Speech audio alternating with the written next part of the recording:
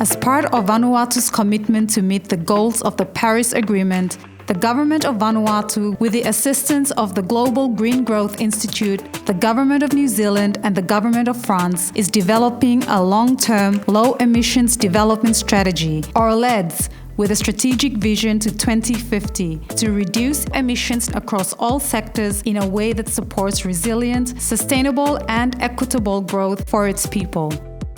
The LEDS acts like a window to the future, providing insight into how Vanuatu can meet its Paris commitments with a long-term goal of net zero emissions for all of Vanuatu by 2050.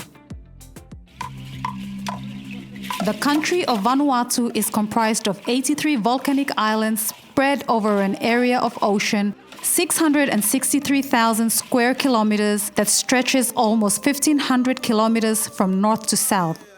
So how do you sustainably connect the nation in regards to transport? Like many of the Pacific Island nations, Vanuatu has relied on expensive imported fuel for use in the transport sector. Current estimates are that more energy is used in transport than in electricity generation. Vanuatu uses over 22 million liters of diesel each year for transport, or 12% of the national emissions. But this dependency on foreign fuel also creates risks to energy security, national debt and deficits. The LEDS allows us to look to the future, and an obvious way to decarbonize land and maritime transport is to move to electric vehicles and vessels, or EVs. However, there is no legislative or physical infrastructure in place to support this. Regulations and standards for electric vehicles would need to be developed, charging stations introduced, and training made available for technicians.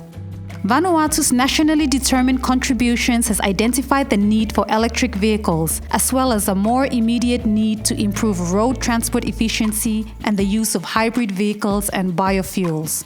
For the transport sector, Vanuatu's NDC communicates achieving 10% of electric vehicle by 2025.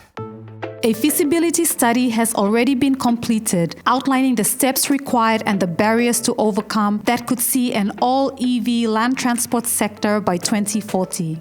The study covers a broad view around the use of electric vehicle, including the technical, financial and economical aspect of it, whether or not Vanuatu is prepared in terms of the infrastructure, the road infrastructure, the conditions, whether it's suitable, whether there's local mechanics that are able to fix those electric vehicles. Although Vanuatu is starting from a low base, the take-up of electric vehicles will rapidly increase as we look to 2050.